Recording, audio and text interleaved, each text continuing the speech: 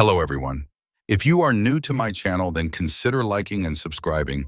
It will make me feel wonderful if you do it, thanks. By the way, I also have a Luffy fan fiction channel. If you are interested, the link is in the description. Devils, Angels, Dragons, and Naruto? By MothBallz. Having fulfilled his role as the child of prophecy and bringing true peace to the elemental nations, Naruto leaves in search of a new adventure. What am I? Nothing but a wandering sage. Harem. Godlike Naruto. I don't own anything, adios. Well shit, it looks like it worked, spoke a grinning teen as he gazed out into the city below. The teen looked to be at least 17, stood at a solid 6 foot tall, and was rippling with compact muscles built for speed and maneuverability.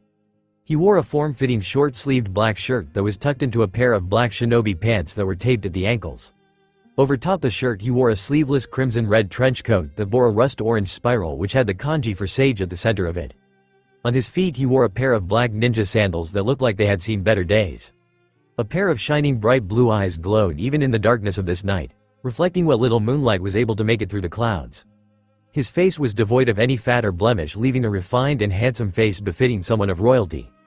In contrast, his long dark crimson hair fell messily in spikes around his shoulders, a black cloth headband with a metal plate being the only thing keeping his long hair out of his face. Even still, the long locks covered parts of the metal, barely showing a symbol that looked like a leaf. This teen was Naruto Uzumaki, hero of the 4th Shinobi World War, bearer of the Uzumaki bloodline, and former jinchuriki to the Kyuubi no Kitsune.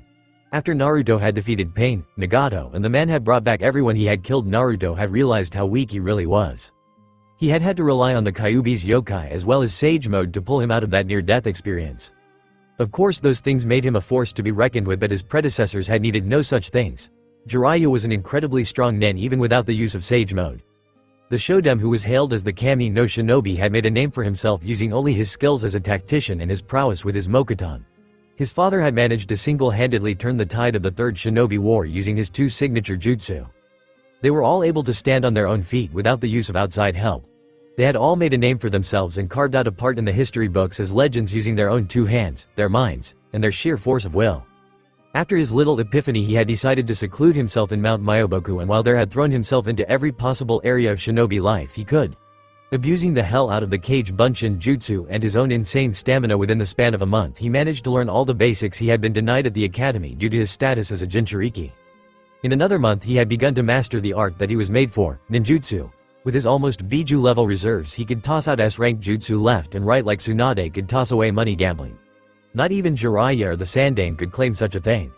While his clones worked on that, he had thrown himself into actually learning a taijutsu style. His brawling style was great for unpredictability, but that was about all it could do for him. With that in mind though, he was able to come up with his own style which he called the Odakimono no Shikata, Way of the Joker. The style took advantage of his natural unpredictability and ability to come up with ingenious plans on the fly. Its first stage was him dodging and weaving to learn his opponent's style and make a way to counter it with his own speed and ingenuity. The next stage utilized his massive reserves to pin his enemies down with massive amounts of ninjutsu. The final stage utilized the speed and jutsu usage the previous 2 used, as well as his ability to abuse the Kage Bunshin no jutsu, making him a true army of one. The next month was spent developing any support strengths he could use in case of emergencies. After he found out from the toads that his mother had been as deadly with a blade as any of the Kiri no Shinobi Gatana Shichin and Shu, 7 swordsmen of the mist, he had instantly decided to follow in her footsteps. It seemed that his mother's own prowess had been passed down, as he had taken to the art like a fish to water, learning several basic kenjutsu styles within a week.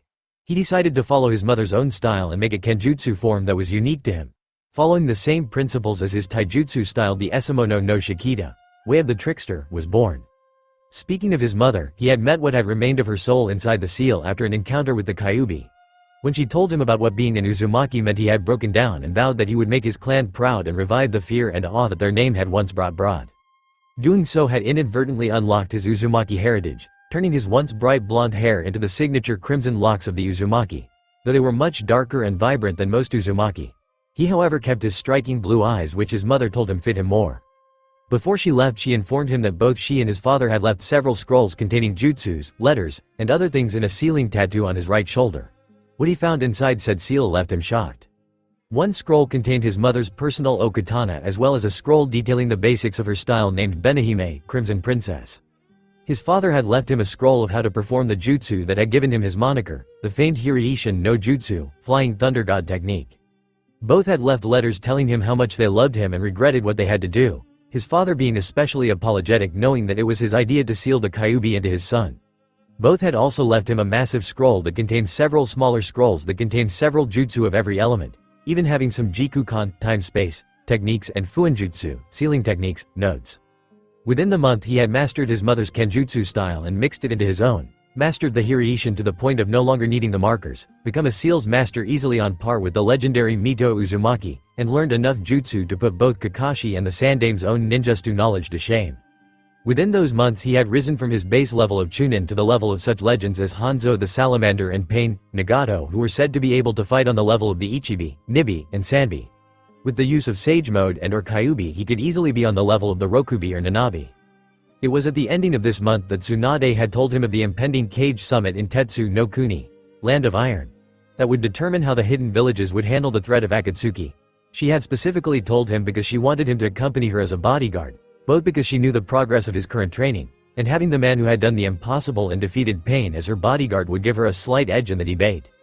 Naruto had at first denied her because he wanted to continue to get stronger and progress, but she had bribed him by offering him the position of anbu for not just the mission but as an actual position when he returned to the village. Knowing that by accepting to join anbu he would automatically gain a promotion to Junin as well, he had flashed into her office with a grin and accepted. On the way to the summit they had bumped into the current Mizukage, Mei Terumi. When she saw the masked anbu member, the female Cage had inquired why Tsunade only had the one masked anbu as her bodyguard. Naruto was playing the silent part, not wanting to reveal who he was just yet, and so Tsunade had merely grinned and told the redhead that he was more than capable of protecting her. Despite the secrecy, the two groups had decided to travel together the rest of the way. The small group had then encountered Gaara with his brother and sister acting as his guards. They too were curious about the masked individual, but Gaara had taken a look at the man and actually smiled, which shocked everyone present. The individual had merely nodded at Gaara, which shocked Mei was more than she had gotten the whole time they had been traveling together. Upon reaching Tetsu and being led to the meeting place they were met by the other cages as well as Mifune, the leader of Tetsu and its samurai forces. He had explained that no weapons were to be allowed in the meeting room and any use of chakra, however small, was not permitted. He had then told Tsunade that her bodyguard would have to unmask himself and take off the robe he was wearing to show that he was not hiding anything. In a flourish the masked individual did just that, revealing the form of a grinning Naruto, shocking all who knew of him. Mei of course realized why Tsunade had only brought him along. If the man could defeat the feared Pain who had toppled Hanzo, then he was more than capable of fighting any of those present if need be. What shocked her and Gaara was the red hair. Many had thought that the savior of Konoha and defeater of Pain had been a blonde. Naruto had said that he unlocked his Uzumaki bloodline, causing the Raikage and Tsuchikage to shift uneasily.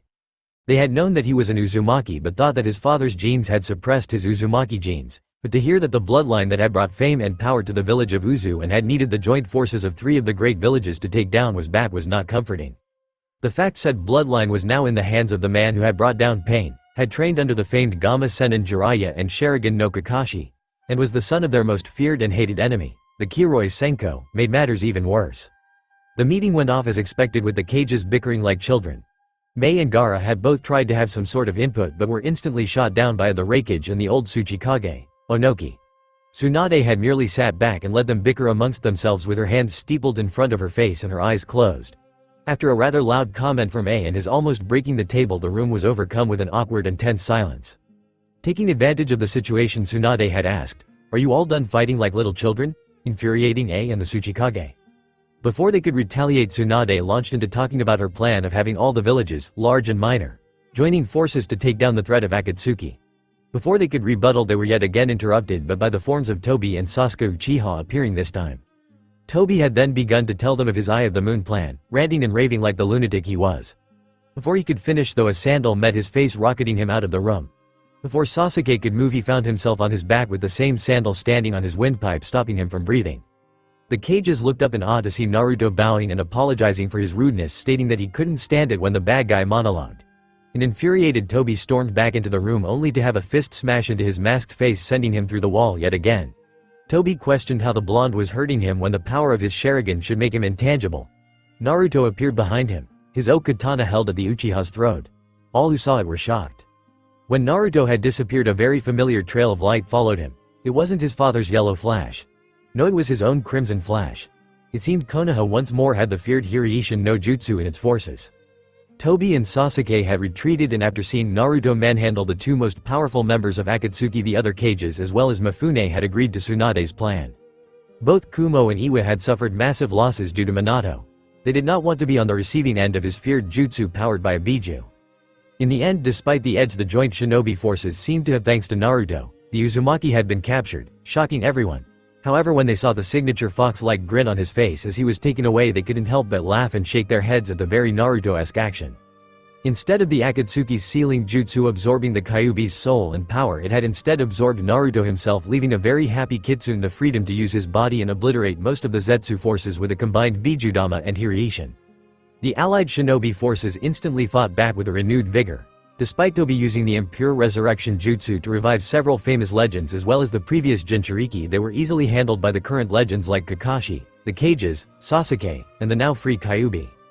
Naruto was busy himself separating the incomplete Jubi that resided within the Gedo Mizu statue. Using his vast knowledge of seals, he succeeded and was able to free the sealed Biju from their prison. The appearance of the other 9 Biju signaled the end for Tobi and his plan.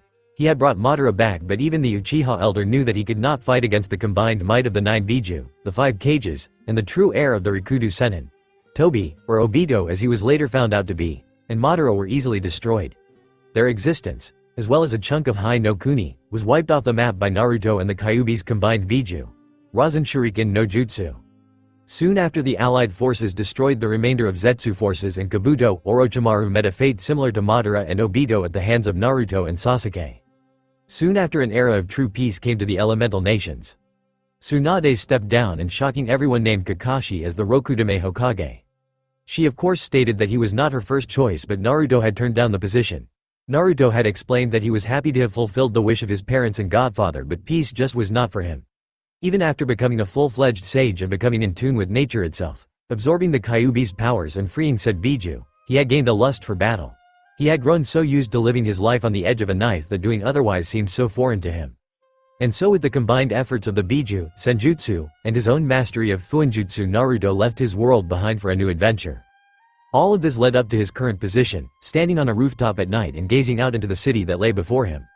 It saddened him a little that this world had destroyed so much of nature, but still he managed to find a park not too far away, and using his connection to nature learned what he could of the world. In the span of 10 minutes he had learned that he was currently in Japan. Luckily they spoke a language similar to his own, and learned of the existence of devils, angels, and the true God. He wasn't too shocked by this, as he had housed a massive construct of chakra that was a force of nature itself for 17 years of his life. Which brought him to the question of what he was now. Before he could ponder on the question anymore, his stomach announced its presence with a loud growl, causing the Uzumaki to sweat drop. Wonder if this place has any ramen. And off Naruto went into this new world to do what Naruto did best, be himself. What kind of ripples would Naruto make in this new world? Join him to find out. Naruto had spent his first few days in the new world getting accustomed to the various new things like cars, cell phones, and all the things that came with this modern world. Learning about them and actually physically interacting with them in person were two totally different things. Nonetheless, he had taken it all in stride, and through the use of henge and kage bunshin had managed to build himself quite the stash of money, and using said currency he had purchased himself a good-sized home where he planted dozens of plants in and around the property. He may have gotten used to this new world and all, but he was still born a Konoha shinobi and a sage, and as such he needed to be surrounded by nature to feel at home. Through his first few weeks in the new world he had encountered his fair share of devils and angels that wandered the city and called it home. Being a sage and an Uzumaki had gifted him with a rather decent sensory ability. Nowhere on the level that Sasuke's teammate Karen, who he suspected was an Uzumaki, was, but still it allowed him to sense people in his vicinity, and using said ability he could feel the different beings around him. He was easily able to sense the devils and angels as their energy compared to normal humans, and such was vastly different and so was made easier to pick out of the crowds of the city. What intrigued him were the interactions between the two factions. He wasn't surprised by the outright hate the majority of the two races had for each other, but rather the tensing one did when encountering someone from the other faction, as if there was a loose ceasefire of some sort barely being held together. He became even more curious when he noticed not only a subset of angels whose energy seemed closer to a devil's than an angel's, but also a vast amount of other creatures. He questioned what had happened in this world's history to not only trigger this evolution, but also the amount of presence the other factions had. His own home world had of course had the Biju and even a few demons here and there, but due to humans evolving to use chakra, the demon population was so small that they seemed more fairy tale than anything. Though looking at the general human populace, he could hazard a guess that due to humans seemingly occupying a lower spot on the food chain than they had in his world, the need for higher tier creatures had allowed for the larger number of devils, angels, and other such creatures to coexist. Being Naruto though meant that he still had questions that needed concrete answers. He highly doubted that any devil or angel would willingly share their knowledge with him due to the secrecy they seemed to have regarding humans. He wasn't exactly altogether human himself, but he wasn't a devil or angel either, so he would have no luck with that. Eventually he decided to get his answers the shinobi way. He waited patiently and soon enough was able to catch a devil trying to attack and presumably eat a human. The devil was easily handled and restrained using various seals that Naruto was well versed in using, allowing the human to escape whilst screaming in terror. Unfortunately, the arrogant thing refused to cooperate and Naruto wasn't exactly Ibiki or Anko when it came to interrogation, being a combat-oriented nen. Luckily Ibiki had taught him a jutsu for just such situations. It was a bastardized version of the Yamanaka clan's mind jutsu, but it still worked effectively at getting what you wanted to know out of someone's mind. The chances of them surviving the just you without their mind melting into mush, however, weren't so high. Knowing the devil had no qualms eating humans made Naruto's decision to use the jutsu all the easier. Through it he was able to learn about the dark angels who had fallen, and even learned about the great war that was waged between the three factions, culminating in the tense ceasefire that was still currently in effect. He also gained a rather interesting insight as to why there were so many devils running around. It seemed that after the war the three factions had lost many of their numbers, and so the devils had come up with the evil peace system. The system worked through devil-powered chess pieces that would reincarnate humans and other creatures into devils who would then pledge their loyalty to a king and, along with others that the king had reincarnated, would fall under what was called a peerage. He was curious to know if the angels and fallen angels had similar systems to bring up their numbers.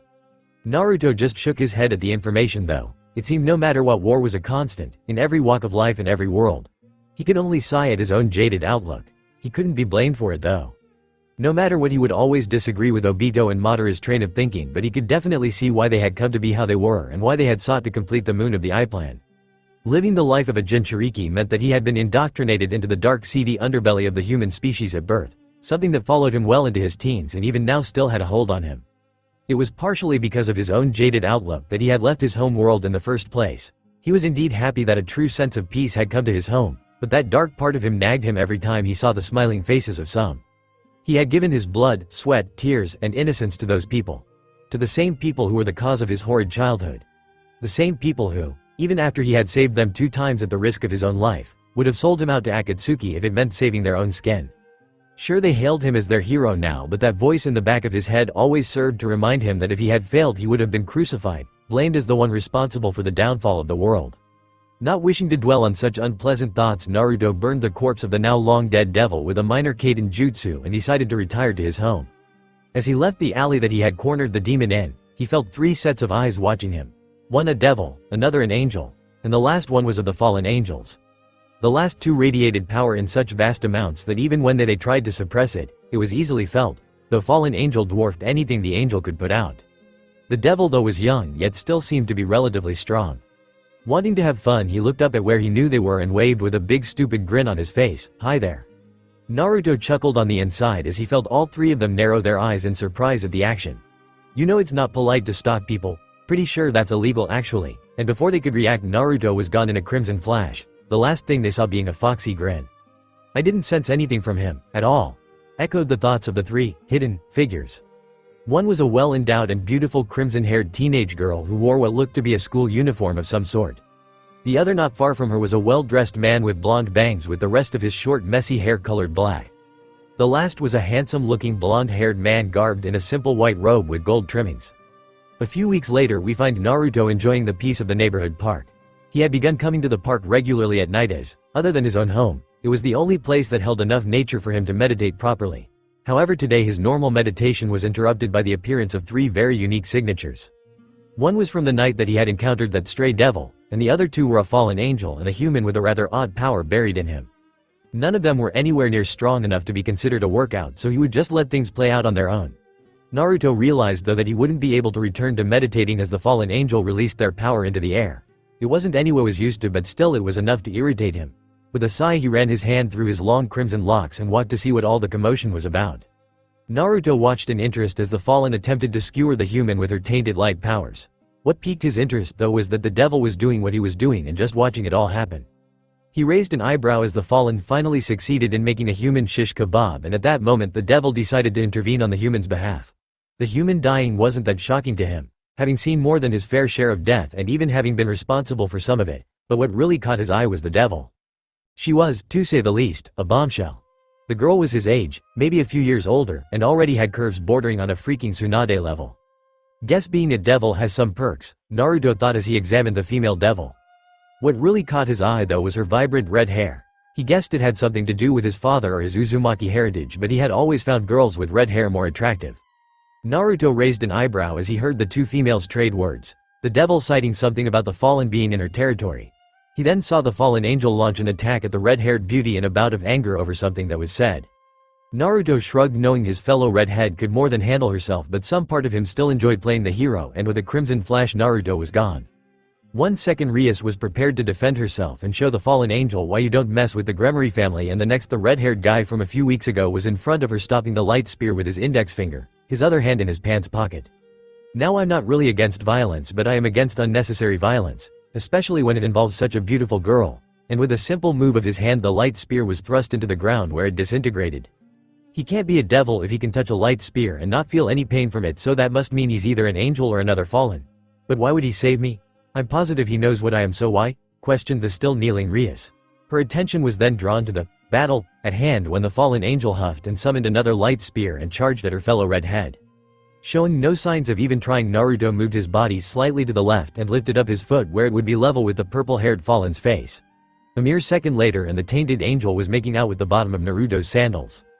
He had literally put no power into it, merely reinforcing his stance in a way that made it equivalent to the dark angel slamming into a concrete wall. With another sigh and his hands still in his pockets, he spun and kicked the fallen with enough force to send her flying through several trees, though that was nothing more than a love tap to him.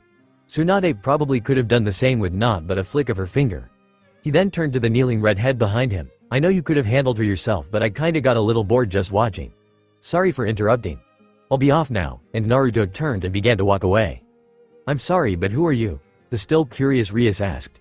If he was human, then she could have him join her peerage, and if he was this strong as a human, then he could possibly become near ultimate class and become a valuable asset to her peerage.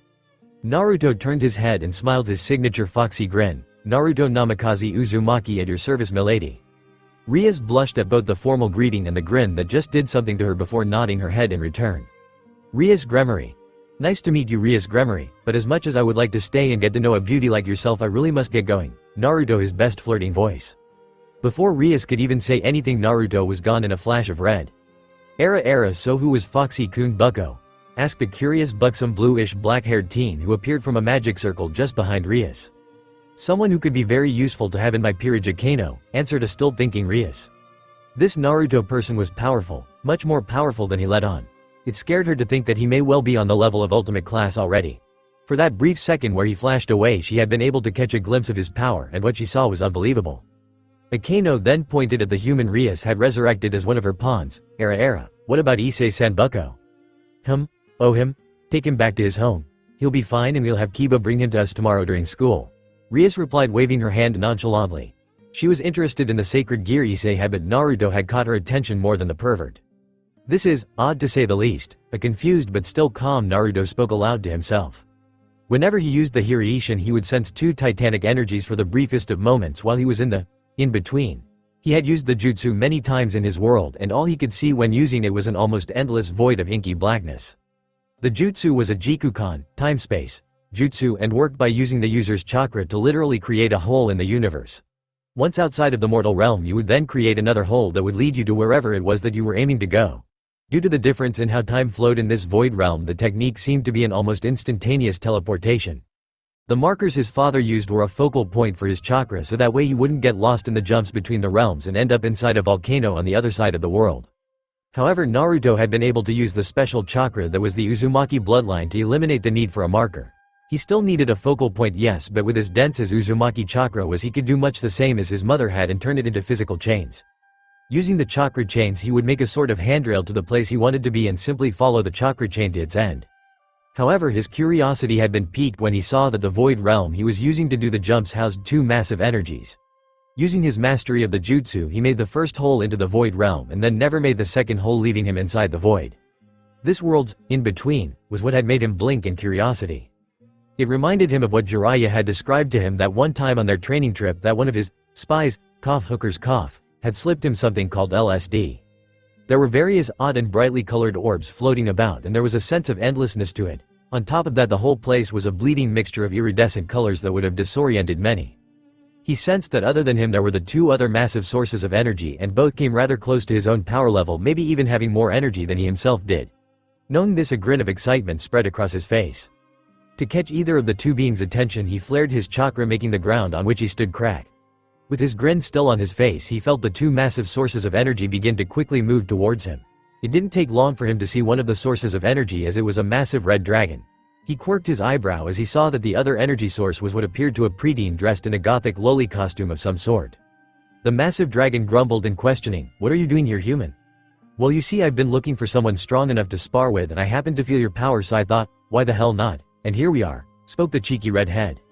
"You have not yet been disintegrated by the gap. Interesting," Red mumbled in thought. Great Red narrowed his eyes, however, when he were this human was letting out. The boy didn't look to be trying, which meant the vast amount of energy coming from him was excess energy. That alone was impressive, as the excess alone was equal to what most higher-tier devils had in their whole bodies. "You are no mere human, are you? I cannot smell the scent of devil or angel from you at all. What are you? No human can possibly be this strong." Naruto smirked as he got into the beginning stance for his Odakimono no Shikata, way of the Joker. By relaxing all the muscles in his body, he prepared himself for anything his opponent threw at him while not telegraphing his own moves. "Nothing special. Just a wandering sage is all," Naruto grinned. "A sage? I've never encountered a sage such as yourself, but you intrigue me. Fine, we will spar." Great Red then released a massive roar to signify that he was battle ready. Ophis was shocked as she could see that Red was going to actually take the teen seriously. What interested her even more was that she didn't doubt that this sage could very well take on Red. If he could win was an entirely different matter. Only the combined power of the four Satans or the four Seraphs was enough for herself or Great Red to do more than just swat them aside, and even then it required only a portion of their true power. This being, however, was a mystery. He looked and seemed human for the most part, but he radiated a power that easily matched her own and Great Red's. "Let's see just how strong you really are, Mr. Sage. Luckily we're in an endless void and don't have to worry about getting others involved or property damage, which means I can really let loose," Naruto thought as he let his hold on his chakra go. He normally had to hold down a lot of his power just so that he wouldn't poison or kill people with the amount of nature chakra and pure chakra that leaked out of him. "Guess I'll start us off then. Futon. Odama Rasenshuriken, wind style. Big ball spiraling shuriken." And with nary a thought, Naruto's now signature move formed in his right hand, dwarfing Naruto himself. With a toss, the massive shuriken made of wind was sent on a direct path towards Great Red, destroying the ground underneath it as it sped towards its target. With barely any effort being shown on his face, Red was able to bat the massive wind shuriken aside as if it were just an insignificant fly. However, much to his surprise, he saw that the scales on the back of his paw were heavily damaged and he was even bleeding, if slightly. Red was given no respite from Naruto, who called out, "Kaden. Karyu Enden, fire style. Fire dragon flame bullet." And with a breath, Naruto unleashed a massive stream of flames almost the size of one Great Red's limbs. Due to his own size and the size of the attack, Great Red could do naught but take the attack head-on. With a grimace, Red's torso was bathed in the massive stream of burning flames. Naruto stopped fueling the attack with chakra, and soon the scorching flames ceased and revealed that several sections of Red's torso had been burned black due to the high intensity of the flames' heat. Great Red wasn't known as the true dragon for nothing though, and despite his wounds he unleashed a stream of his own flames. They bathed the spot where Naruto was, but the Uzumaki had taken advantage of their difference in size and sped up Red's massive limbs and leapt into the air above Great Red long before the flames could reach him. Futon. Kami Oroshi no Jutsu, godly wind from the mountain. Naruto called, and Great Red was buffeted by winds with such force that they would have surely slammed a lesser being into the ground and kept them pinned there, breaking bones at the same time. Even still, Red was struggling to move due to the pressure the winds created. As Naruto's impromptu flight came to an end, he summoned a normal Rasengan in both hands and slammed them both into the top of Great Red's scaled skull, sending him sprawling onto the floor, kicking up a storm of dust. When the dust cleared, a grinning Naruto and panting Great Red were revealed. With a massive roar and flap of its wings, the rest of the remaining dust was cleared out. "I can see that my size will do nothing but hinder me in this battle," grunted out the battered Red. Naruto raised an eyebrow when his vision began to distort and the oddly colored orbs that flittered around became much brighter. Being a sage and the container for a kitsune though meant that he knew exactly what was happening.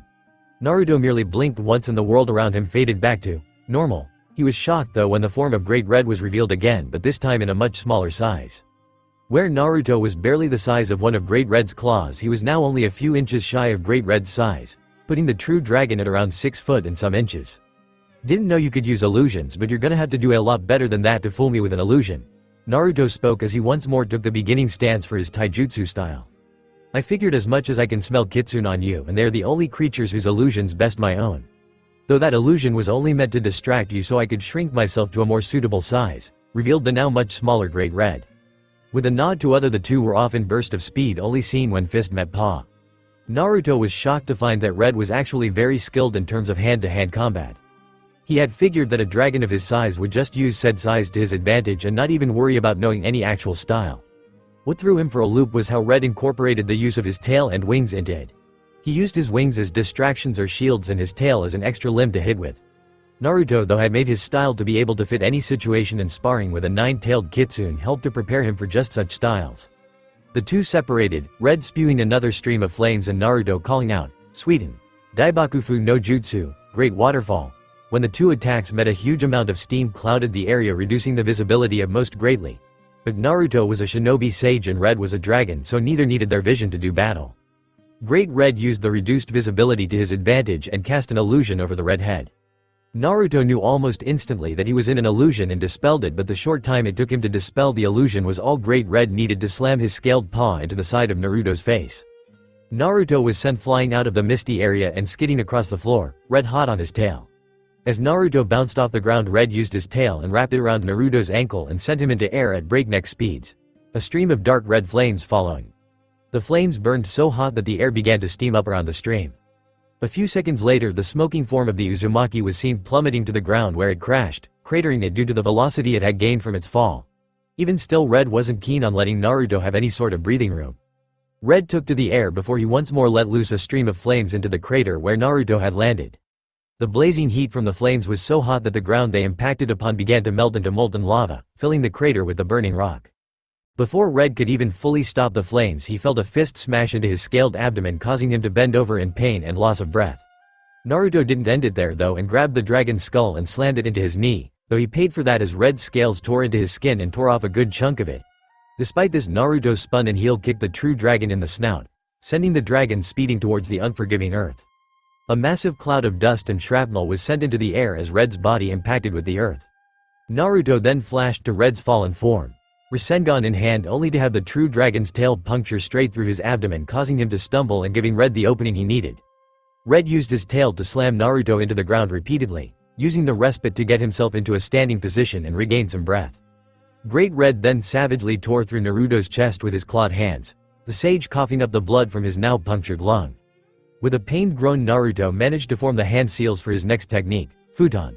Kei's no Yaiba, Wind Release, Blade of Wind. With the formed wind blade in his hand, Naruto returned the favor to Red and stabbed the dragon through the abdomen. Red grunted in pain as the sharpened blade of wind tore through the scales on his abdomen in an attempt to skewer him.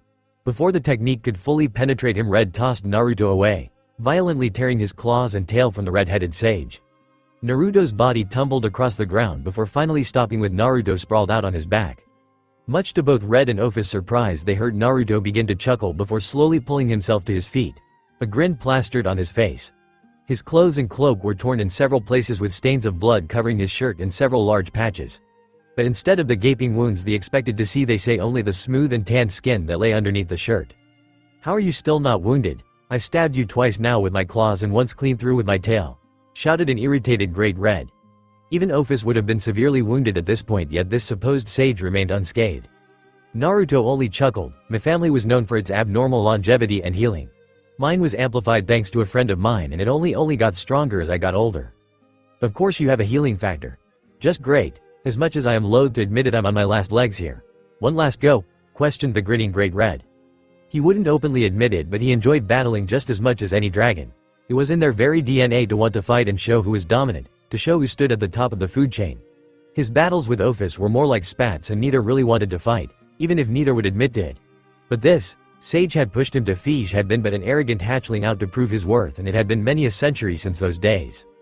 Unfortunately, due to how long ago those days were, he had grown rather rusty, Yes, he still had enough energy left over to kickstart the apocalypse, but his body had grown unused to using such massive amounts of energy for such long periods, and he was beginning to feel it.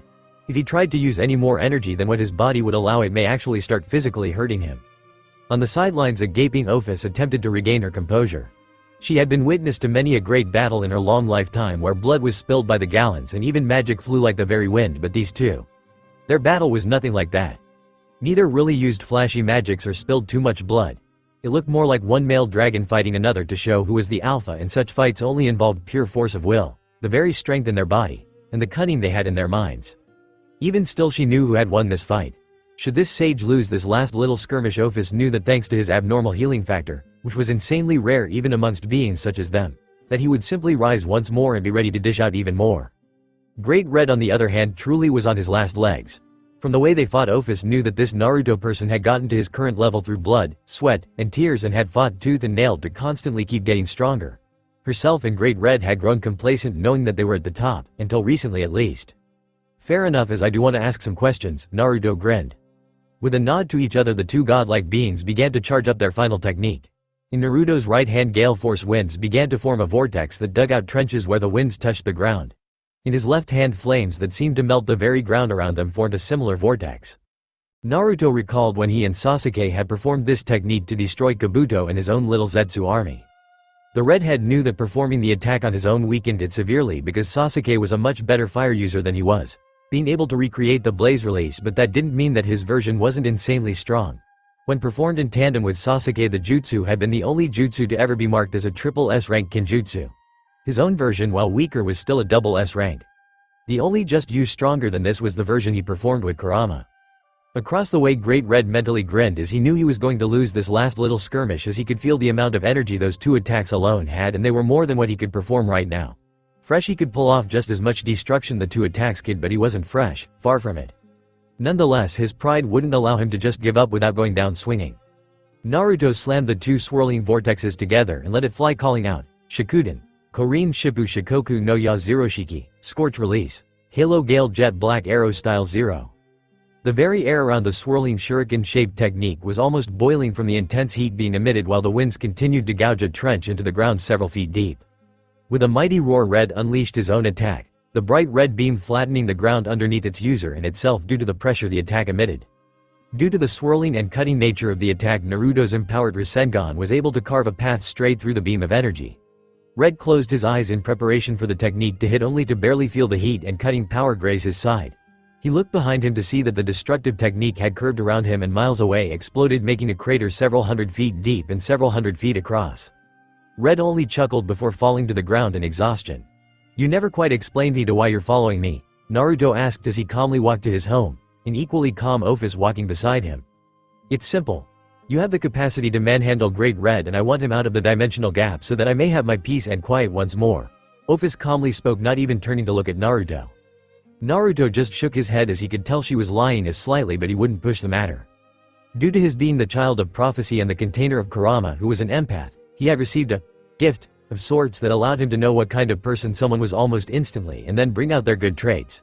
It was the whole reason that Kakashi had taken to calling him Konoha's most surprising shinobi. It was this gift that had allowed him to bond and ultimately save Princess Koyuki, Sasama, Shion, and countless others. Speaking of adventures, he wondered if he should do something similar to Jiraiya and start writing his own story, though much less perverted than Icha. Kami knows that his whole life was just as good, if not better, than any action, drama, or adventure book. He also wasn't a fan of his rather underhanded way of getting money right now. Using shadow clones, henge, and some minor genjutsu was easy, and being a shinobi meant that it wasn't exactly against his morals, but it was rather tedious and bothersome. As he mulled his new idea over in his head, he could sense that a certain red-headed devil was trailing him and his new house guest. He had no problem with it, as she wasn't really causing him any problems, and he'd be lying if he said that he didn't find her very attractive. He had met many beautiful women through his journey and had become quite close with a lot of them. Hell, he had housed an orange-haired vixen who had hounded him near constantly to be her mate and had attempted to seduce him on several occasions. Being honest with himself, he had grown quite fond of Kurama during his 3-month training stint on Mount Myoboku. She had been the only person he could talk to who wasn't a toad. She had also been the one constant in his life, and as a shinobi, constant people or habits were what kept you sane in an otherwise insane world. As he continued his train of thoughts, he realized that he had strayed from thinking of the bombshell she-devil on his tail and had instead transferred over to the women who he had grown close to in his home world. Part of him was sad that he had left them behind, but another part of him knew that even had he stayed that it wouldn't have worked out. If he had become romantically involved with any human, he would long outlive them and possibly his own children.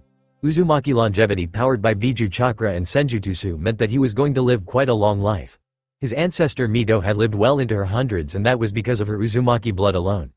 Kurama would have been the only candidate for perfect spouse, mate, but due to her being a Biju and not but a construct of chakra, kids were out of the picture. With a sigh, Naruto unlocked the door to his home by biting his finger and smearing blood on the handle, which only received a quirked eyebrow from Office. Naruto merely waved off the unasked question with, "I'll explain later." He then allowed Office in before he spoke out loud, "You're more than welcome to come in, Rias." He then walked in and left the door open only for said crimson-haired devil to walk through the door and close it behind her. Both women raised an eyebrow at the other before they followed Naruto to his kitchen, where there was a chest-high island made of black marble with rather tall chairs of black wood surrounding it. The two females took a seat across from the other and Naruto walked to his fridge. "Anybody want anything? Water? Soda? Booze?" Office spoke first, not tearing her gaze from Rias. "Water." Rias did much the same. "Tea would be lovely." Naruto nodded and grabbed the two their desired drinks, heating Rias tea with a minor Kaden jutsu, a beer which Rias raised an eyebrow at. "Old enough to kill, steal, and breath fire, old enough to drink and fuck was my people's motto, more or less," Naruto said, answering her unasked question. Naruto then seated himself, "So I can assume that the both of you have some questions, most having to deal with who I am, what I am, and where I came from, right?" Both girls nodded at that. Naruto took a swig of the beer, then ran his hand through his rather long crimson hair. "Well, better get comfortable cause it's a rather long story." By night's end, Naruto had recounted to them the rather long tale of his birth and the battle that eventually became the Fourth Shinobi World War. He had left out the smaller details like meeting Haku and such, not out of mistrust but more to keep it short and sweet. As it was, the abridged version had taken him almost 2 hours to recount, which didn't include the little cue and a portion where he had to explain some of the basics like chakra, shinobi ranks, kekai genkei, and the like to the two females. "Okay, so let me get this straight. You're a ninja sage from another dimension who near single-handedly brought ultimate peace to your world, ending generations of hate, grief, and darkness. You're also pretty much a deity-level being due to circumstances from your birth and events throughout your life which culminated in you being your world's child of prophecy. Bout sum it up?" spoke a surprisingly calm Rias Gremory. "It was far from being single-handed, but yay, that's the gist of it," replied the Uzumaki. "Join my peerage," spoke a now confident Rias. There was no way she could pass up the opportunity to have such an amazing power in her peerage, even if turning him took all the remaining pieces she had left. "Before I either accept or decline your offer, can I ask you one question?" Naruto asked. Rias nodded her assent. If he was really going to join her peerage, then the least she could is let him ask a few questions. "Why did you wait for that fallen to outright kill the boy? We both know that you had more than enough power to stop it from even happening in the first place," Naruto asked. Rias seemed like a decent enough girl from what he could tell, but letting the brown-haired teen die when she had the power to stop it struck Naruto as odd. There had to be some ulterior motive there. Rias sighed as the answer was one she doubted Naruto would like. In order to be able to successfully reincarnate a human or other creature into a devil, they must either be close to death or freshly dead, otherwise it would more energy or fail completely. "So does that mean that if you wanted another devil to become part of your peerage, then you could use an evil piece on them?" "Yes. I don't exactly know how the pieces themselves work, but I know that their purpose is twofold. Turn the receiver into a full-fledged devil and then mark them as a part of the user's peerage." "Would that mean that having devils join your peerage would require less pieces due to having to use less energy to turn someone into a devil?" "I can't say. The only person who could fully answer that question would be their maker, one of the four Satans, Ajuka Beelzebub," Rias answered truthfully. Alright," Naruto said as he once more began to ponder on what little information he now had on the evil pieces. The things intrigued the seal's master part of him, as they functioned almost exactly as some seals would, relying on a series of formulas to complete their task. That was at least what he could gather from seeing Rias use several on the team she had saved. "So will you join my peerage then?" an anxious Rias asked. Before Naruto could answer, Office beat him to it, finally speaking up for the first time in a while. "PFT, good luck with that girlie." Turning an irritated gaze at her fellow female, Rias finally asked the question that had been bugging her for quite some time. "And who are you? I hardly feel anything from you, which means you're either a really weak devil or regular human." Naruto turned a curious glance to the lowly-themed being as he too wanted to know the answer to that particular question. Office had only told him her name, and that was about as much info as he could glean from her. He didn't really care too much about what she was, as such things never bothered him in the first place. One of his best friends was a massive construct of chakra that had been sealed into his stomach at birth, and his worst enemy had been a human who was not more than a sore loser who had gotten stuck in the friend zone. Species and race really meant very little to him. While Uzumaki-kun wouldn't know of me, I at least expected an heir to one of the 72 pillars to know of me. Though I have grown quite adept at hiding my presence these last few centuries, Office said, the ever-neutral expression and monotone voice not once changing, though she did get a raised brow from the redhead Uzumaki at the added suffix to his name. Rias could only look at her wearily. If this person was strong enough to warrant her infamy amongst the 72 pillar families, then she was clearly powerful. How powerful that was though remained to be seen. To be short, my name is Office, the infinite dragon god, Office said, leaving a dumbfounded Rias gaping.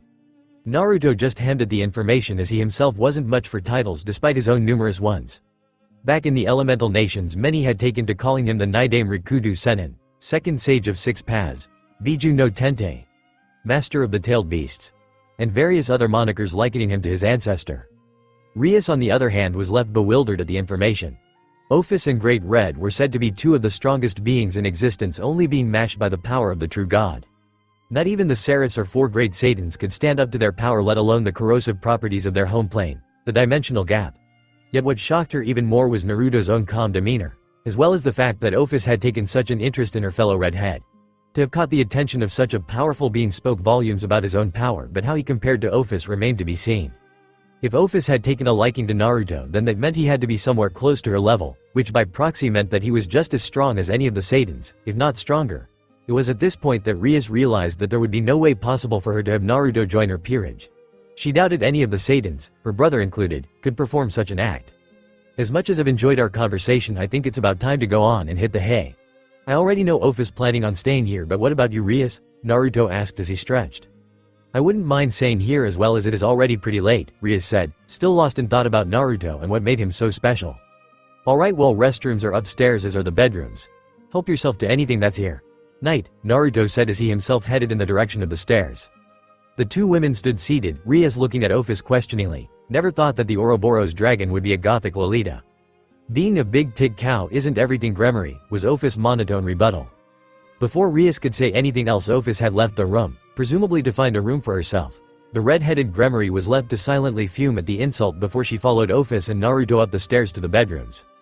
Healing Issei without physical contact and having that talk with Naruto had really drained her, leaving her to start feeling the effects of the day hit her now at the offer of a comfy bed. What is with this world? It seems like the world's energies are clashing with each other, like there's a stain on it. Could it be from the war? Pondered our favorite Uzumaki.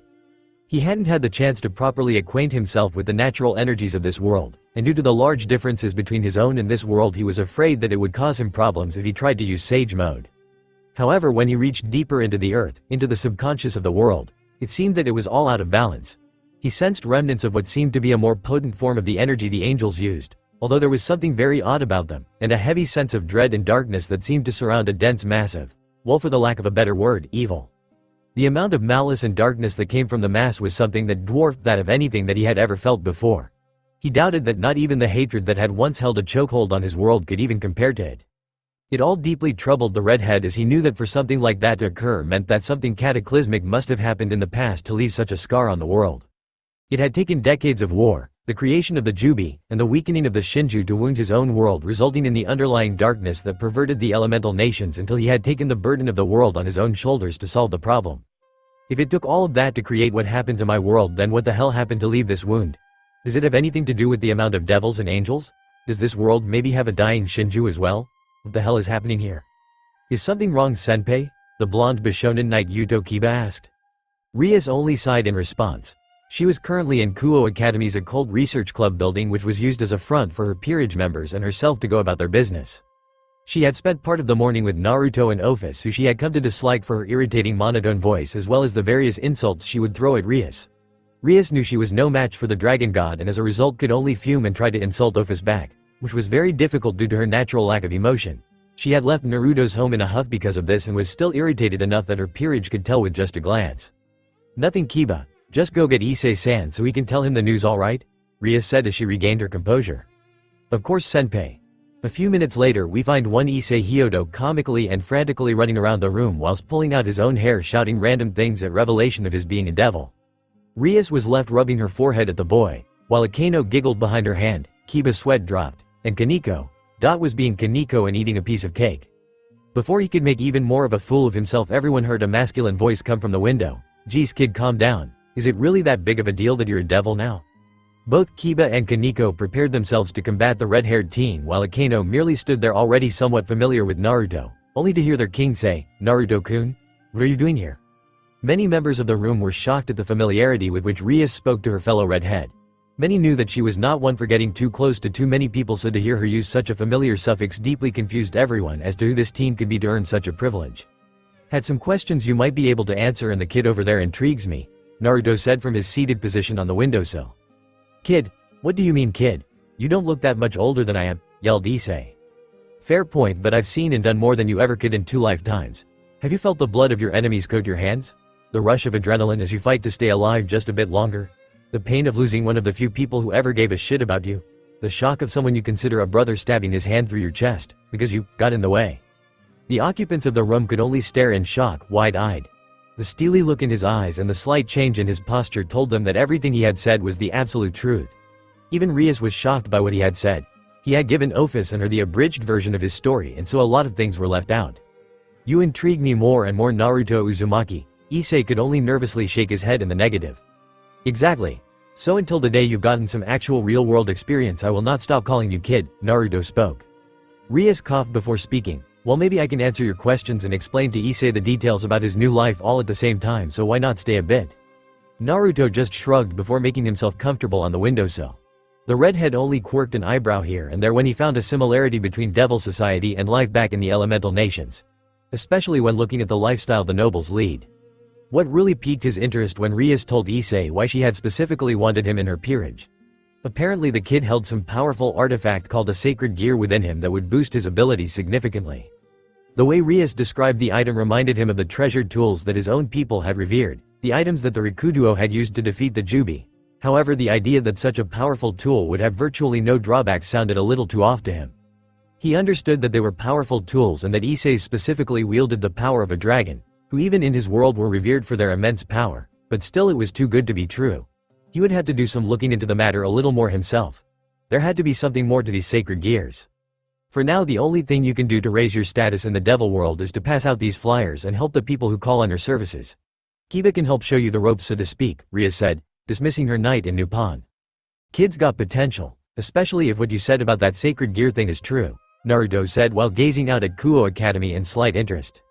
Era, may I get you some tea, Naruto-san? Spoke the busty brunette. That would be lovely, thank you, Naruto said, taking in her appearance. He may not be a super pervert like his godfather, but that didn't mean he didn't appreciate the female form, and the brunette in front of him was a prime example of a girl blossoming into a beautiful young woman, being almost as attractive as Rias was. Rias still had the upper hand in his opinion, mostly due to her crimson locks. Rias soon took a position standing in the window where Naruto himself was seated, joining him in his gaze. So did I answer any of your questions? The Gremory heiress asked. She of course was also taking the time in their proximity to really observe her fellow redhead. He may not be able to join her peerage, but that didn't mean he couldn't be a useful ally to have, even by devil standards. It also helped that Naruto seemed to be a rather laid-back guy, with bouts of odd happiness as witnessed this morning when he had ramen for breakfast. It could also be said that he cared deeply for those he called his precious people, and would happily storm the gates of hell to help one. All in all, Rias wouldn't mind getting to know Naruto a little more. Before Naruto could answer her question, Akeno appeared with her usual smile in place and a tray with the tea she had prepared. The two redheads took a seat on opposite sides of the table that held a chessboard. Naruto took a sip and smiled as he quite enjoyed it. Turning to Akeno, he offered her a small smile. This is some really good tea, Naruto said, trailing off as he re-aughtened the girl's name. Akeno Himejima, Naruto-san. I am Baku's queen, Akeno said, bowing to Naruto at the end. Naruto just smiled at her again and said, and my name is Naruto Uzumaki, nice to meet you Akeno-chan, and thank you for the great tea. He may not have been well-mannered, in any sense of the phrase, growing up, but both Jiraiya and Tsunade had beaten it into him, in Tsunade's case literally, that he had to at least know how to conduct himself in front of others. Turning to Rias, he calmly spoke, not all of them, but you did answer a few of my more trivial questions. Rias sighed, if they are anything like the ones you had last night, then I would say again that you would either have to ask someone like my brother or even my parents to get your answers. Naruto copied the sigh before nodding, I figured as much. Well, why don't I introduce you to my peerage in the meantime? Rias asked with a small smile. Naruto returned the gesture and nodded his assent. Well, you've met my queen Akano, and my pawn Issei. The blonde that left with him is my knight Yuto Kiba, and sitting right next to you is my rook Kaneko Deju. Hello, was Kaneko's only greeting. What is it with this place and emotionless lawless? Is that their export or something? Naruto thought with a deadpan look. But Rias is hiding something. There's someone here who is also tied to her in the same way the rest of her peerage is. Why is she hiding them though? Naruto thought. Being so close to them, Naruto could see that the evil pieces connected all of them through some way or another. Whether it tied them through their respective energy pools or through even deeper means he couldn't tell. If he had the Byakugan or something, then he would probably be able to see whatever it was that connected them clearly, but as it stood right now, all he could do was feel some sort of connection. But if she's keeping them a secret, it's probably for a good reason, and if so, why would she tell me? I'm pretty much a stranger to these people. So Kaneko, you know senjutsu? Naruto asked. Being a sage meant that he could of course sense nature energy, and those that were more easily able to use it, and if his senses were anything to go by, then Kaneko had that in spades. Oddly though, it looked like she hadn't tapped into the energy source yet, which meant she either didn't know about it or just didn't have someone to teach her how to use it, and with how dangerous it was to use senjutsu, that could be a lethal mistake. How do you know of senjutsu? Asked the shocked Loli. Naruto smirked as he looked the silver-haired girl in the eye before he began to gather the nature chakra that was present in the nearby trees. Kaneko and the others could only watch in shock as Naruto's eyes went from being shining sapphire gems to crimson red rubies. Kaneko was the only one could also see that his pupils were no longer round but were now slits, much like a cat's were. She could also see that deep, almost whisker-like marks began to appear on Naruto's cheeks, making him look even more animalistic than he already did. As he opened his mouth to talk, they could all clearly see that his canines had lengthened and become sharper, because I'm a perfect sage, my dear little kitty. Miles away atop a rather tall building, a black-haired busty woman with cat ears and a cat tail to match awoke and narrowed her amber eyes as she felt a pulse of energy that was similar to her own. Senjutsu? But who else could use so much of it, nya? Rias was as equally shocked by this revelation as Kaneko and Akano were. Naruto had mentioned that he was a sage but didn't mention why, so she had figured it was more of a title rather than it meaning anything. A sage, but how? A still shell-shocked Kaneko asked. It kinda runs in my family. My clan's ancestor was called the Rikuduo Sennin, and my godfather was the one to actually introduce the technique to me. I was able to later master it to such a degree that people started calling me the Nidaime Rikuduo Sennin. Kaneko muttered, her white hair covering her eyes from being seen. Rias and Akano looked at the girl in curiosity and concern, wondering why she had gone so quiet. While she was rather monotone, she was hardly ever quiet, and was if anything very outspoken with her thoughts on people and situations. To see her so quiet was something they hardly ever saw. Run that by me one more time, kitten, Naruto said as he released his hold on nature chakra, turning him back into the sapphire-eyed teen he usually was. Can you teach me? Kaneko asked again, only slightly louder as to barely be heard. Naruto shrugged as he picked up his cup once more. I don't see why not. I must admit that it is a rather useful thing to know, and it would be such a sad thing to waste. What Kaneko did next shocked everyone there. She hugged Naruto as hard as she could, smothering her face in his black shirt and crying small. Thank you. Naruto's eyes softened as he wrapped his arms around the small girl, realizing why this meant so much to her. He didn't know the specifics, but he would hazard a guess that senjutsu, or a sage, had been responsible for traumatizing her deeply enough that she was afraid to use her species' natural ability. In a way, she was afraid of what was essentially a rather huge part of herself, and his heart went out to her as he knew that feeling all too well.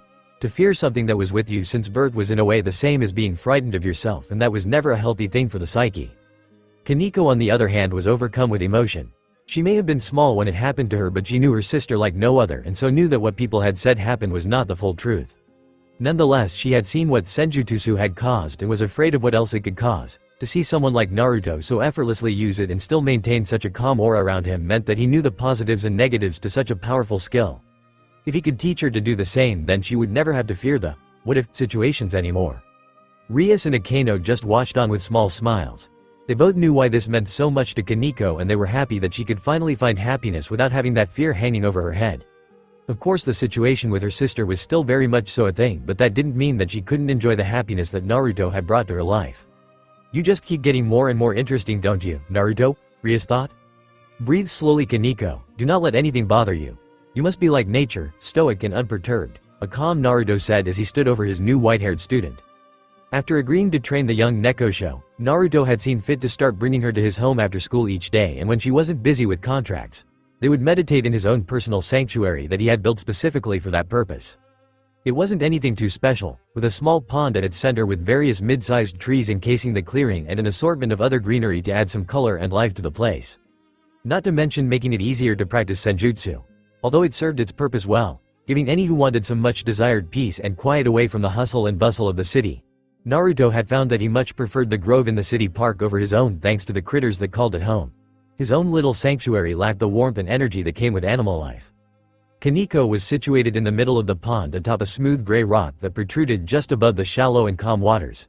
Her breathing was perfectly regulated and came slowly and evenly, filling her with the energy that filled the room. Naruto stood barefoot and shirtless just behind her, letting the cool water of the pond coalesce around his ankles.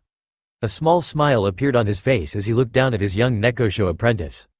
It had taken a few weeks of arduous work to get her to this point. The hard part had nothing to do with Kaneko's capacity for meditation. In fact, the rook was a natural at it. What had made the past few weeks so hard had been her deeper emotions and fears of senjutsu. She may have acted stoic and emotionless in front of almost everybody, but deep down she was just a scared young girl with a plethora of built-up emotions, most of them negative. It had taken quite a bit of time and effort for Naruto to bring down the walls that she had built around herself. When he had finally succeeded, the young Neko had been rather emotional. Did she still hold any fear of senjutsu? Not at all. Did she still have some problems with the sister that had abandoned her? Very much so. Despite that though, Naruto had been able to encourage her to move past those feelings and save them for the appropriate time. Kaneko was still mostly the person she had been since she was young, a stoic, blunt, young girl with a penchant for sweet treats, and dislike for perverts. However, she had taken quite the liking to her sensei, and whenever he was around she could be found seated on his lap or at his side clutching his arm, the whole time a barely noticeable blush present on her otherwise blank face. Naruto had of course only chuckled and let the girl be, as he remembered acting almost the same way with the Sandaime when he was younger. In the same way that the old Kage had been a role model for him, he was now a role model for Kaneko. She still didn't exactly know how skilled he was with senjutsu as, other than the one time in the club room, he hadn't used sage mode or even any nature chakra around her or any of the occult research club members. Speaking of said members, he had gotten to know all of them quite well. He and Akeno could frequently be found talking and sharing a few laughs with each other, usually because Naruto was telling her one of his pranking stories from his youth. That or they were simply sharing a cup of tea that the busty devil had made. Naruto and Kiba had bonded over their mutual love of swordplay and were usually sparring with each other when the chance arose. The spars were never serious, both using bakken and talking as they traded blows. Kiba had yet to best Naruto in any of their skirmishes, but enjoyed them and appreciated the chance to improve that the spars presented. Naruto enjoyed torturing Issei a great deal. He would often treat the wannabe harem king the same way Kakashi had once treated him, and when he wasn't confusing or irritating the pervert, he was pranking him because of his perverted tendencies. Rias and the rest of her peerage would often get a good laugh or two from watching the pervert suffer. Even Office had cracked a smile after a particularly elaborate prank that had left Issei wearing lacy lingerie and locked in the female locker rooms where the kendo club had found him. Needless to say, Issei hadn't been able to show his face around school without being laughed at for a while. His relationship with Rias was interesting to say the least.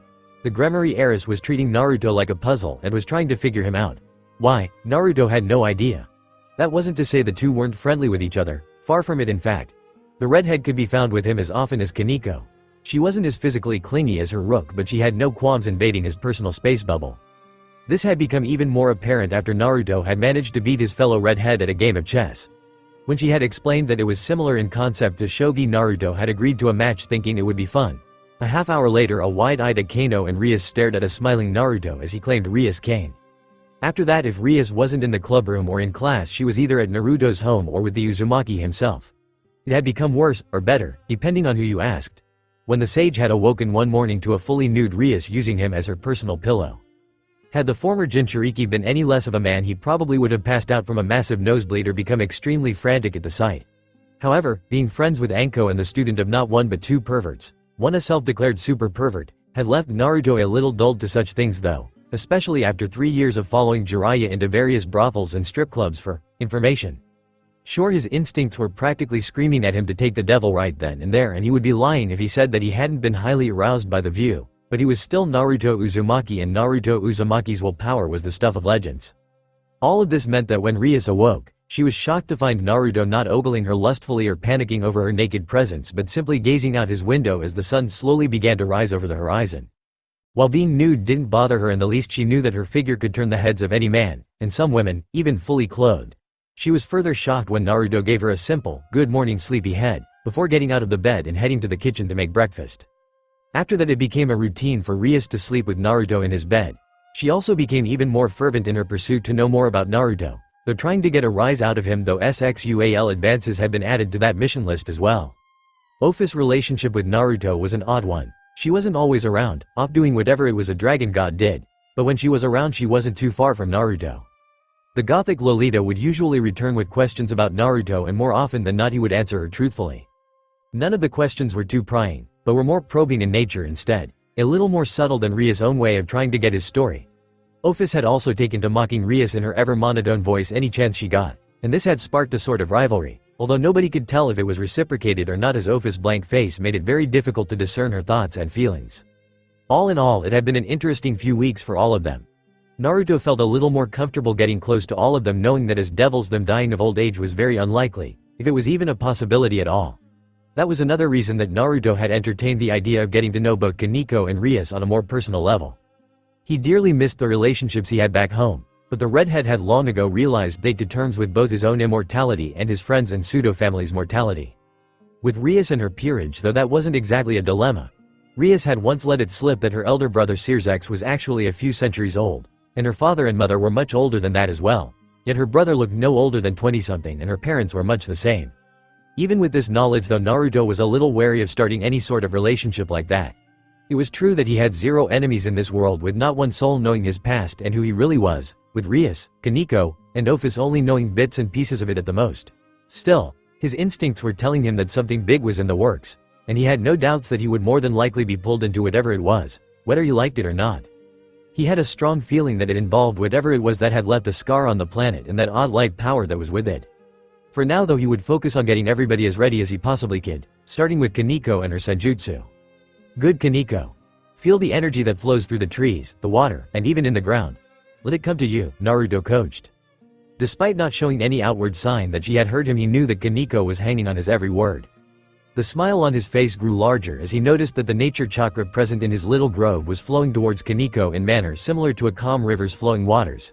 In fact, the water of the pond began to ripple and form small, barely noticeable rivers as the nature energy flowed over it to get to the young Nekosho. This method was a lot harder than the way he had accomplished his sage training, as he had been exposed to massive amounts of nature chakra thanks to the toads of Mount Myoboku. But unlike him, Kankeo didn't need to adjust her body and energy pathways to the power that nature chakra offered. The Nekosho race looked to be born with a natural inclination to the earthly energy source, almost like the Uzumaki, Senju and Uchiha clans. The aforementioned clans had this because of their common ancestor, the Rikuduo Sennin. Naruto hadn't the foggiest idea why the Nekosho had the same, if not much stronger, link to nature, but he wasn't a scientist or historian, so it didn't really concern him all that much. Okay, now you have to be very careful. You're going to experience a spike in power that will make you feel like you can take on the world. Don't react to it. You must maintain your calm and properly regulate the nature chakra throughout your body before you can even think of using it. Naruto lectured in a soft voice so as not to disturb Kaneko. Heeding Naruto's words, Kaneko managed to quell the urge to burst out in happiness at the feeling of nature's energy flowing through her. She had experienced the sensation before several times, but this time was different because she wasn't being controlled by her fear of the power or the power itself. She was one with the power of nature, and with that came a sense of surreal calm and awakening. As soon as she felt that she had a proper handle on the nature chakra within her, the silver-haired rook opened her eyes and had to resist the urge to do something out of character. Thanks to the senjutsu, she could now see much differently than what most anyone could. Before her she saw the life force of everything in the grove. The plants, the little bugs that scurried to and fro in the underbrush of the bushes, the small fish that Naruto had in the pond. It was like seeing for the first time, but with the self-aware realization of the act. Kaneko turned with a huge grin on her face, ready to hug the life out of the person responsible for this whole thing, but was stopped because as soon as she turned to where Naruto was behind her, she had to quickly close her eyes, letting out a yelp of pain at being blinded. This all caused her to lose her control on the nature chakra, and with that control went the energy itself. Luckily, before she could fall into the shallow pond and get herself wet, she was caught by a chuckling Naruto. What happened? Kaneko asked as she rubbed her eyes to get rid of the spots that still flitted in her vision. Well, you looked at me. Naruto chuckled. Why was I blinded though? Kaneko asked as the spots started to finally clear from her eyesight. Well, when you use senjutsu, your senses all get a pretty big boost and your vision allows you to see things that no normal eye, devil or otherwise, could ever show you. What you saw was the energy that is present in all life, chakra. Naruto took a break in his speech, noticing that due to her rapid increase then decrease in power, Kaneko was left feeling pretty drained. The redhead picked up the young Nekosho bridal style and started heading for the main part of the house. You may not be able to see it as clearly as my friend, Neji's clan was able to, but it was still visible to you. Unfortunately, despite the lowered clarity, my chakra reserves are still large enough to have blinded you. Neji once said that when he looked at me it was like looking directly into the sun through a pair of sunglasses. Naruto wasn't at all surprised when he found Rias and Ofus in the kitchen, the former glaring at the latter. However, Rias instantly took notice of her rook, who was currently snoozing and snuggling deeper into the sage's chest. "What happened?" Rias asked, concerned. Naruto just shook his head. "Nothing bad. She's just tired from using senjutsu. A good nap and she'll be good to go." Rias smiled gratefully at Naruto for the reassurance. Her peerage was an extension of her family, so all of them meant more than she could say. She of course knew she wouldn't always be there to rescue them, and even that there were people far stronger than her around that wouldn't hesitate to do some less than savory things to them. Luckily Naruto had wandered into their lives, and even with as little as she knew about her fellow redhead, she felt comfortable trusting that he would be there whenever they needed him to be. Interesting creatures, humans, don't you agree? Before Naruto responded, he observed the man that now stood to his right, sharing his position atop a rather tall building looking over the city of Kuo. Out of his peripheral vision, Naruto could see that the man was well into his years, looking to be somewhere in his 40s with red and blue eyes and matching gelled hair. If Naruto wasn't friends with an uchiha and hyuga, he probably would have considered the man's eyes to be odd, but as it was, he barely raised an eyebrow. The man continued, unperturbed by Naruto's lack of response, capable of amazing acts of bravery and intelligence, as well as power beyond what many think is possible, even by devil standards. Naruto decided to voice his own opinion. Yes, but they are also capable of enough depravity, greed, and maliciousness to make one wonder who the real devils are. If the man was surprised by Naruto's answer, he didn't show it. "I see that you speak from experience, which is surprising for one as young as yourself. Your eyes, though, they betray your body." "And what do you mean by that?" Naruto asked, genuinely curious. The man glanced at Naruto for a brief moment before returning his gaze to the city below. "Your body says you are still young and innocent. Yet your eyes tell the story of a man who has gone through hell. A man who has loved and lost, whom has experienced the highs and lows of life. A man many decades older than you appear to be." Naruto nodded, as a certain vixen he knew had once told him something similar. He then sighed before speaking again. "Thus is the price of war. The price of human ambition, perverted by darkness." The man slowly nodded in response, agreeing to Naruto's sullen statement. "Even now your eyes show that you are a loving person, willing to go to great lengths to help those close to you, or even those you barely know. Despite the hardships you have experienced, you've managed to hold odd sense of self. Impressive." Neither said anything for a while, enjoying the quiet that was only broken by the noises of the city below them. Naruto. Naruto Namikaze Uzumaki. An interesting name. Maelstrom Wavewind Whirlpool. The man then turned to Naruto fully, stretching out his hand. When Naruto firmly grasped it, the man smiled. Mephistopheles. The two returned to looking out over the city once more. After a few minutes, Naruto broke the calm silence again. "I have a feeling you may be able to answer some questions that I have. I may, depending on what those questions are. Do you know what a shinju is?" My oh my, I haven't heard that term in a long while, but yes, I do." "Then it's safe to assume that this world has a shinju?" Mephisto just nodded in agreement. "The shinju, it's hurt or dying, isn't it?" "That is."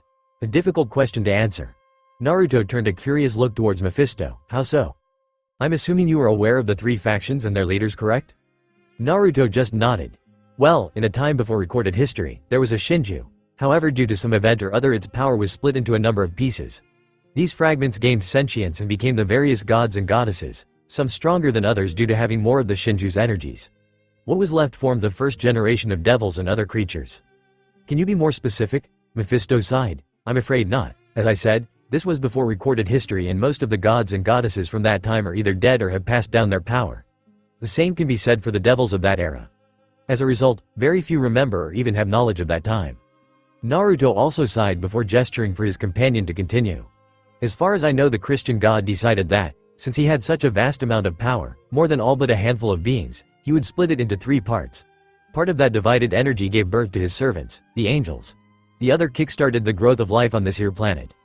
A couple of centuries later, which is nothing to immortals like them, humans had become sentient and self-aware. They had become rational beings, not unlike the one that had given birth to them. That answers a few things I was wondering about, and I now have an idea of what it is that I can feel permeating this world. But one last question.